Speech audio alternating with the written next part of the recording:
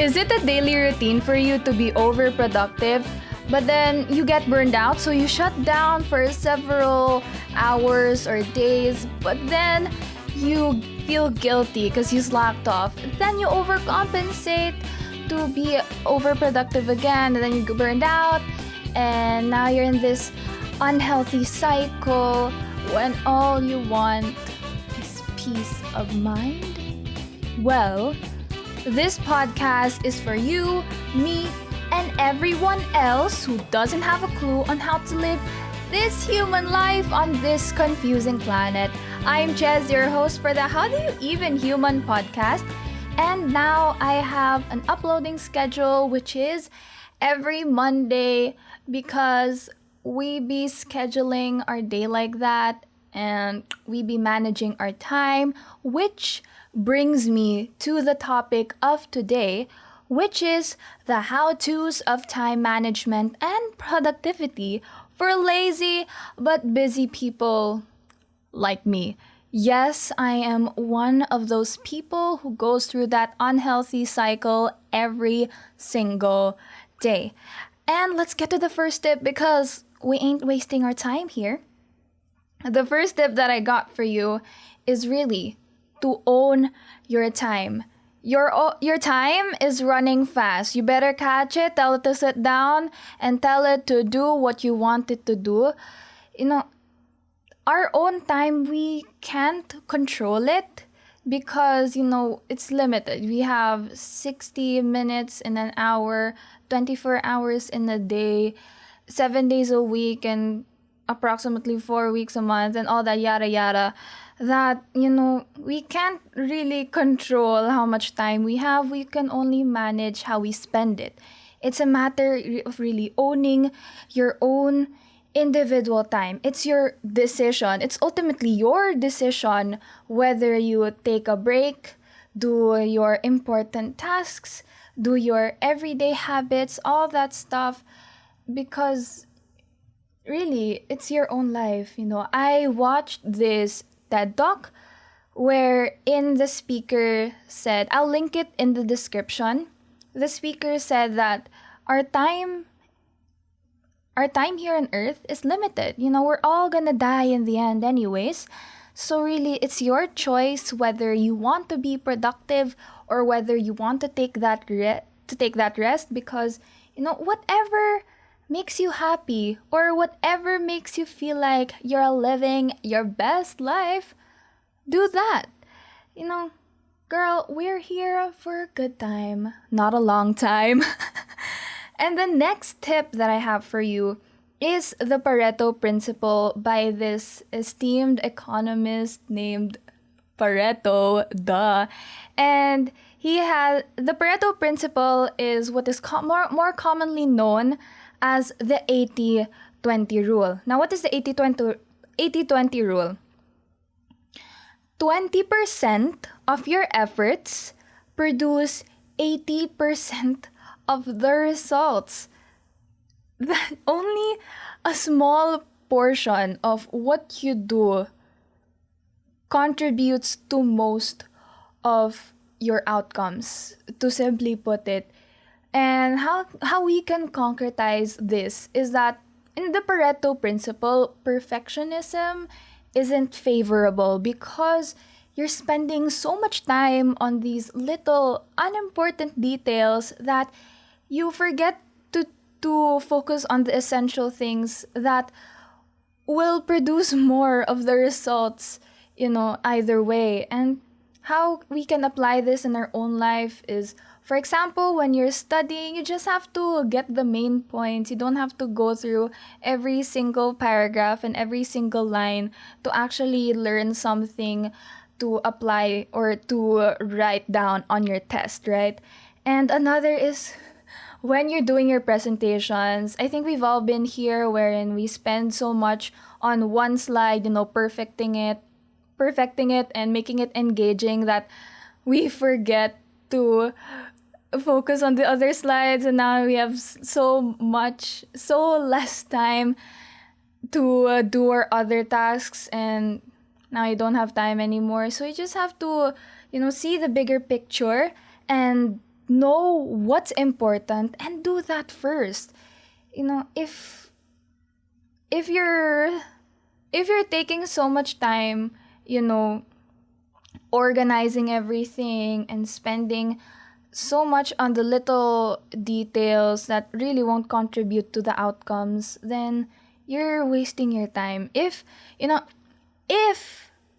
you're spending so much time on the aesthetics of your Notion workspace, yes, college students, I'm looking at you, and you're not actually spending time on your assignment that's due at 11:59 p.m. tonight, then you're making Pareto. You're disappointing him. You're disappointing Pareto. And then the next tip that I have for you is the Parkinson's law. Now, what is this law we're talking about? Parkinson's law states that work expands to fill the time allotted. Put simply, the amount of work required adjusts, usually increasing to the time available for its completion. Do you ever wonder why you work so well and you work so fast under pressure, or you can finish that 1,000-word essay that you've been procrastinating during midnight when you have less than an hour to finish it? It's because of Parkinson's law. And we usually overestimate the time that we actually have to complete our daily tasks, that we're putting it off, and we're not, like the Pareto Principle, we're not focusing on that 20% that we actually need to complete and produce most of our results. And then the next tip that I have for you is the Pomodoro Technique. So I found this from our website called francescocirillo.com. So I'll just read that because it explains it well. The core process of the Pomodoro Technique consists of 6 steps. Number 1, choose a task you'd like to get done. Something big, something small, something you've been putting off for a million years. It doesn't matter. What matters is that it's something that deserves your full, undivided attention. Number 2, set the Pomodoro for 25 minutes. Make a small oath to yourself. You gotta say this to yourself, girl. I will spend 25 minutes on this task and I will not interrupt myself. You can do it. It's only 25 minutes. Number 3, work on the task until the Pomodoro rings. Immerse yourself in the task for the next 25 minutes. If you suddenly realize that you have something else you need to do, write the task down on a sheet of paper. You better not shift to that other task that you just thought of. Number 4, when the Pomodoro rings, put a check mark on a paper. Congratulations, you've spent an entire interruptionless Pomodoro on a task. Number 5, take a short break. Breathe, meditate, grab a cup of coffee, go for a short walk, or do something else relaxing that's not work related, and then your brain will thank you later. Usually, this takes 5 minutes for me. And number 6, every 4 Pomodoros, take a longer break. Once you've completed 4 Pomodoros, you can take a longer break that's around 20 minutes or 30 minutes. That would be good. And your brain will use this time to assimilate, wow, big word, new information and rest before the next round of Pomodoros. Now, I won't explain it because it's really, everything is there. And an app which can help you with your Pomodoro is this app called Forest. It's on Apple Store or Google Play. And the thing about Forest is that there's a tree. Once you set the timer for 25 minutes, the tree will start to grow and you can do your task. But once you pick up your phone, the tree will die. Do you want the tree to die? No. So you better work on your task interruptionless, okay? And those are just like several principles and ideas that you can apply. Now, what about the specific tools that you need? Calendars versus to-do list. You have to choose whether you want to implement a calendar or a to-do list. Know what's best for you. How I decided whether I should do a calendar or to-do list, if you're a person who needs control and, some rigidity and strictness in your life to actually complete a task, a calendar will work good for you. But if you're a person who thrives on spontaneity and flow, and 1 minute after the other, you're doing so much stuff and something comes up and your day isn't really set, that's when you choose to do a to-do list. Now, how to actually do it well? How to actually properly do calendars or to-do lists? Now, for calendar, we call this calendar blocking. Now, CEOs use calendar blocking, so if you want to be as successful as them, you better go do your calendar blocking.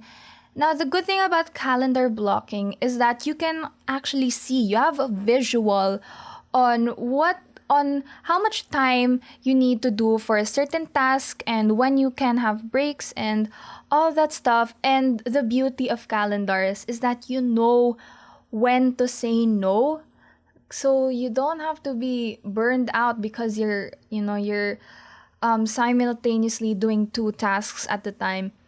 And the thing about calendars is that if you're daunted by the strictness of it, what I can suggest for you is to leave a day or two off. Those days or that day when you can just be free and do whatever you want, that you're not bound by the blocks of your calendar blocking. And if you're a to-do list person, you would want to have one list for the daily, weekly, and the monthly. And the tricky thing about to-do lists is that if you don't cross out everything, you have this sense of, lack of accomplishing your tasks, and you're like, no, I wasn't able to complete my to-do list. So what you should only put on your to-do list so that it doesn't affect you badly is only important and urgent tasks. Tasks that are due tomorrow, or tasks that if you don't do, your house will burn down or something. Don't put, usual habits or usual daily tasks or breaks, because, those are just stuff that will provide extra clutter to your to-do list, and you're actually kind of cheating your way through your list if you cross that out, because that's already a daily occurrence for you. And what I put, or rather, how much I put in my to-do list are limited to only 7. Actually, I only limited to 5 because I need my breaks and I need my rest, or else I'll get so burned out. And the thing about doing only 5 or 7 is that we only have such limited hours in a day. We overestimate, that 24 hours. 1/3 of that is for sleep, and another third of that is for hygiene and survival purposes like eating. So you have, 8 hours left, and you still have, breaks in between. So yeah, just do 5 or 7, whatever works for you.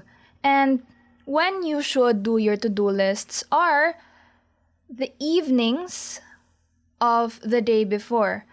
And why you should do it in the evening of the day before is that maybe you already did something that you were supposed to do tomorrow. Now you don't have to put it in your to-do list of the next day. And if you're doing the to-do list at the end of the day, that's when we usually start to remember everything, at night. That's when our brain works so much. So yeah, doing your to-do list the evening before the next day makes sure that you already have a guide for the next day. If you're starting it, if you're starting your to-do list at the morning, you feel like, oh my gosh, I have these things to do, and it's gonna be so daunting on you. So yeah, do it the evening before the that day. And the next tip that I got for you is a 2-minute rule. Do you have a mug or a trash or a plate that you need to put away that's on your desk right now? Do it. Put it away now. Do it now. It won't take much of your time. Do it now. Are you done? Okay. See? That wasn't so hard. If you have something that you could do under 2 minutes, just do it. You'll feel instantly productive, and that won't bother you that won't bother you anymore in the middle of the day. It's just out of your mind already. The next tip that I got for you is to spend your mornings doing your MIHs and spend your productive hour on your MITs. Now, what are these MI somethings that I just told you? MIHs are most important habits. Habits or tasks that you need to do every day to make sure that you're a functional human being. So, eating your breakfast, because sometimes we do forget to eat, cleaning your room, cleaning whatever, working out, taking out the trash or something, just so that it's out of your mind and you start your day with being instantly productive, so that those stuff don't bother you in the middle of your day. And MITs are most important tasks. Now, why should you do this on your productive hour? Why should you have a productive hour? Well, during your productive hour, you tend to work faster and you have a flow, so you achieve more of your tasks. And if you do your MITs there, it won't burn you out. It won't burn you out throughout your day, because you already have that hour wherein your headspace is in this working mode. And another tip that I got for you is batching. Now, what is batching?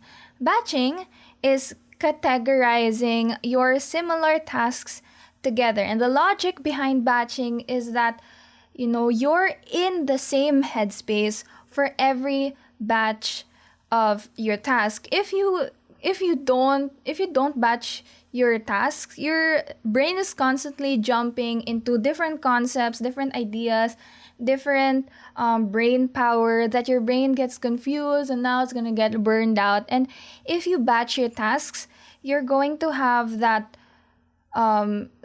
same headspace and same effort for this task, and you don't have to, your day is more organized. And another thing about and related to batching is multitasking, and you should only multitask sparingly, because if you multitask too much, you're gonna get burned out. I learned this the hard way during high school. And good multitasking is, for example, when you're walking your dog or washing your dishes, that's when you can listen to your professors or your teachers' recorded lecture, or that's when you can listen to your favorite podcast or watch your favorite video. Now, bad multitasking is when this is very common now that we're in an online platform for school or work. That's when you're in a meeting, but then in the other tab, you're also doing a task for another subject. That's just gonna burn you out, and you're not being nice to your brain. So multitask sparingly, guys. The next tip that I have for you concerns leisure time or free time. Now, you should do your leisure time with someone, not by yourself, because leisure time, especially if it's for your instant gratification, it won't really help with your long-term happiness. Like, sure, you'll escape that one moment when you're watching Netflix, but at the end of the day, you still have that task that you have been putting off, and that causes you so much anxiety, and it won't help you with your long-term happiness. And if you do your leisure time with someone else, you're hitting two birds with one stone there. You're doing leisure time and you're also doing bonding time with that person. And yeah, that it's just use your free time wisely also. If your free time just watch Netflix, then what I would rather do is that I'd learn a task that helps me, with my skills and my happiness. For example, learning how to play an instrument because I love music. That's something I would spend my free time on than watching movies. Unless you're a film buff or you're a film major and you love watching movies and that'll strengthen your knowledge, then go do that. And then the other tip that I have for you is to not prioritize. Now, you're probably thinking, that's kind of a counter statement to all your other tips. Well, what I really mean is to not take your time prioritizing. If you're at the start of your day, you're thinking, okay, I should do this first. No, never mind. I should do this other thing because that's due the next day. And then you're like, no, I think I should do that first because my other classmate or my other colleague is waiting for me to do that. And if you just do your tasks chronologically, and if you think that doing it chronologically will just make you just do it, as like what Shia LaBeouf said for Nike, just do it, whether it's chronologically by priority, just do it, and don't take your time prioritizing so that you could just accomplish more at the end of your day. Next is to reduce interruptions. And when I think of this tip, I just think of my phone. I think in the 21st century, our phones are our biggest interrupters. We're doing a task and then our notification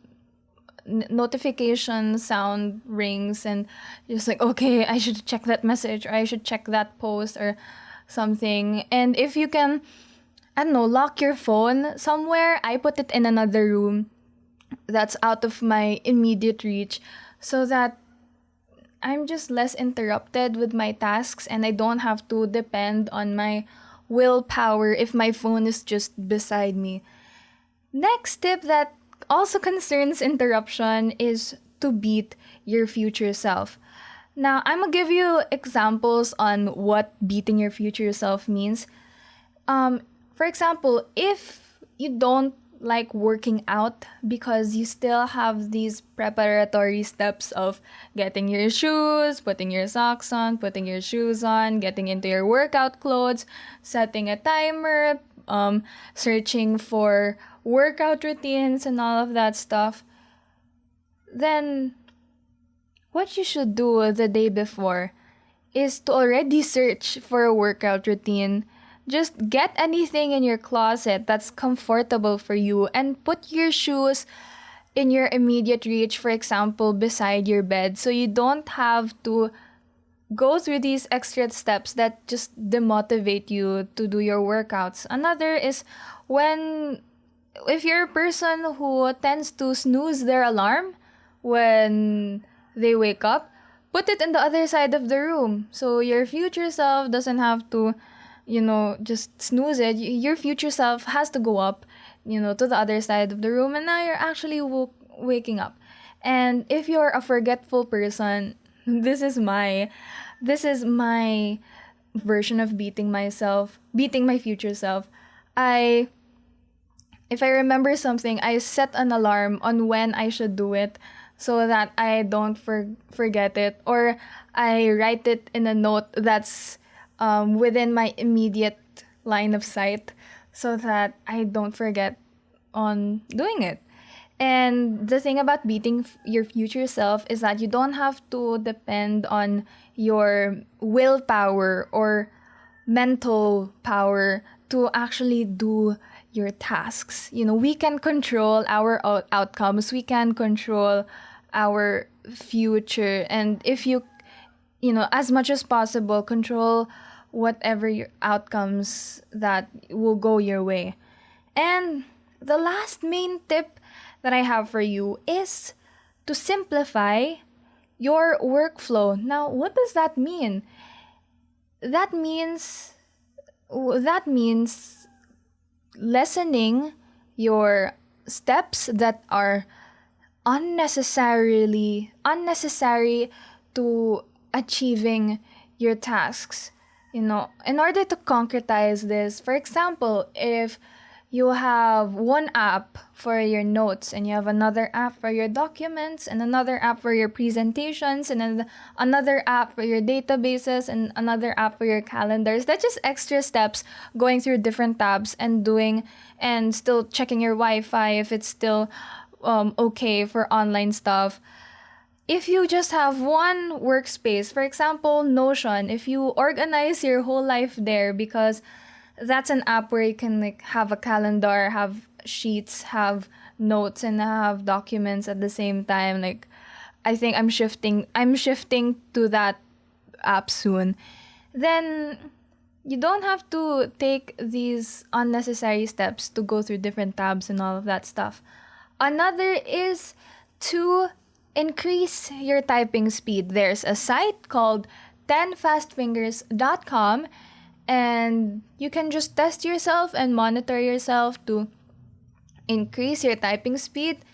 And if you do that, you're gonna have less time working on your digital tasks and more time working on your actual, the essentials of your task at hand. Another is to learn several reading methods, academic reading methods. Like what I've stated earlier is that I read the abstract, introduction, and the conclusion, and then I skim the middle parts and scan for keywords so that it doesn't take much of my time and I don't do unnecessary reading. And my last mini tip under simplifying my workflow is to learn some keyboard shortcuts. Thank God that my parents are programmers. They're computer science majors, and my mom taught me several keyboard shortcuts that just made my life easier because I don't have to navigate with my mouse when it comes to going to certain PDFs and documents and sheets and all of that stuff. So, it just makes my life and my work easier. So that's all my main tips that I have for you. And a bonus tip, which is very applicable to my own life, is, we spend so much time on YouTube. 3 videos can take, 30 minutes to an hour. So what I do is that I set my YouTube speed to 1.5, and now that I have a faster brain, well, if you have a fast brain like me, you can set it to 2 because that just lessens my time spent on YouTube and I actually have time for my more important tasks. And that's basically all my tips, and you need to realize that all these tips were researched. They were learned.